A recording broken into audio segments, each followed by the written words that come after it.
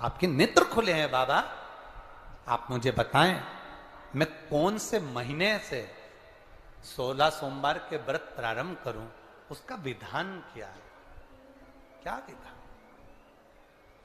कहा भगवान वर्णन करे। ऋषियों ने कहा सुनो सुगंधा,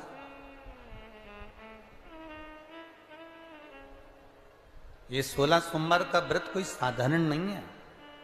सुगंधा, संतान की प्राप्ति के लिए अगर 16 सोमवार का व्रत उठाया जाता है तो श्रावण के पहले सोमवार से उठाया जाता है। कब से उठाना चाहिए?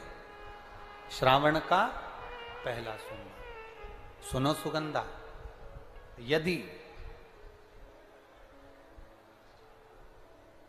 कोई विशेष बीमारी हो गई, बहुत रोग हो गया, तकलीफों में जिंदगी चल रही हो, बहुत कष्टप्रद जीवन चल रहा, तो बैसाख के महीने के पहले सोमवार से 16 सोमवार का व्रत उठाना चाहिए।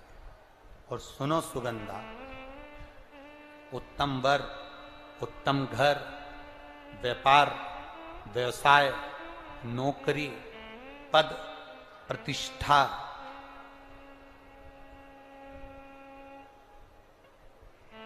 के लिए अगर हमें व्रत करना है तो मार्गशीर्ष मास का पहला सोमवार से इस व्रत को प्रारंभ कर देना चाहिए। मार्गशीर्ष मास का पहला जो सोमवार हो उसमें इस व्रत को प्रारंभ कर लो। और सुनो सुगंधा, ये व्रत दोपहर के तीसरा जो पहर हो, प्रदोष काल, उस प्रदोष काल के समय पर आप इस शिवलिंग की पूजन अपने घर में पार्थिव बनाकर स्मरण कर कर भगवान देव अधिदेव महादेव के लिए प्रसाद तैयार कर कर, आप जिस भाव से भगवान शंकर का आटा सेक कर या चूरमा बनाकर या मलिदा बनाकर जो भी आप बना रहे हैं, उससे 3 हिस्से प्रसाद के इस 16 सोमवार के व्रत में भी होते हैं। कितने हिस्से होते हैं? 3 हिस्से। पशुपति व्रत में 16 सोमवार के व्रत में एक अंतर भारी है। पशुपति व्रत में 2 हिस्से मंदिर में रह जाते हैं, एक हिस्सा अपने साथ आता है और स्वयं को खाना पड़ता है। पर 16 सोमवार के व्रत में यह भाव है, एक हिस्सा भोलेनाथ का रहता है, दूसरा हिस्सा भक्तों के लिए, शिव भक्तों के लिए रहता है, और तीसरा हिस्सा आपके लिए रहता है। यदि पूरा ना पा सकें तो दूसरे को भी आपके हिस्से का प्रसाद दे सकते हैं, प्रदान कर सकते हैं। अब आ जाओ, बड़ा सुंदर प्रसंग।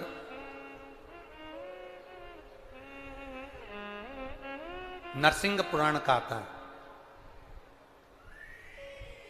एक बड़ा सुंदर प्रसंग आया।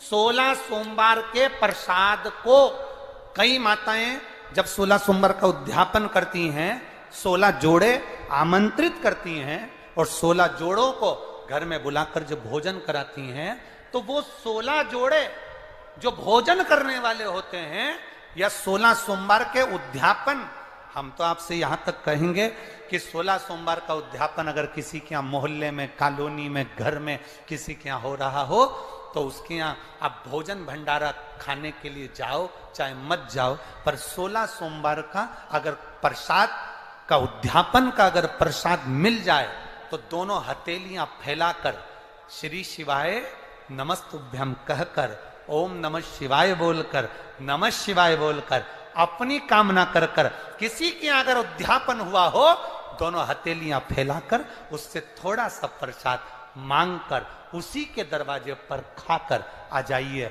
आपकी जिंदगी को सुख का अनुभव हो जाए। तो कोई पूछे ये कथा कहां से ली, तो आप बता देना नरसिंह पुराण में यह वर्णन आता है। कौन से पुराण में है?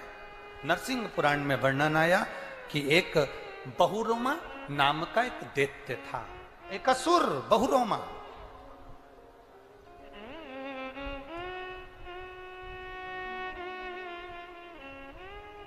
एक बार बहुरोमा नामक का ये दैत्य या असुर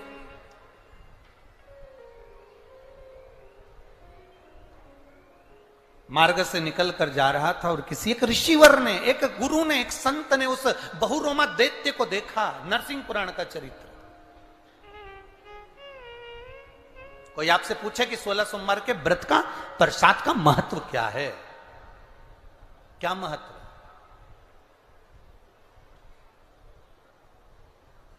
बहुत ध्यान देना, यहां पे माताएं पशुपति व्रत करती हैं।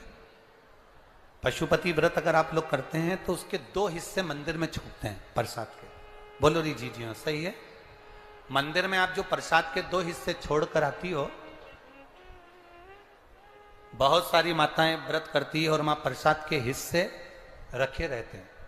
मंदिर का पुजारी हो, मंदिर के पंडित जी हो, या मंदिर की कोई नारी, कोई पुरुष, कोई बच्चा, कोई बड़ा, उस प्रसाद को एकत्रित कर लेता है और उस प्रसाद को जो भक्त लोग दर्शन करने आते हैं, जिनका पशुपति व्रत नहीं रहता, या जो दर्शन करने आए, या गांव के बच्चे हों, नगर के बच्चे हों, कॉलोनी के बच्चे हों, उनको वो प्रसाद जो वितरण किया जाता है, शिव महापुराण की कथा कहती है, हजारों हजारों अश्वमेध यज्ञ का जो फल प्राप्त होता है, वो मात्र वो प्रसाद के वितरण से और उसके पाने से प्राप्त हो जाता है।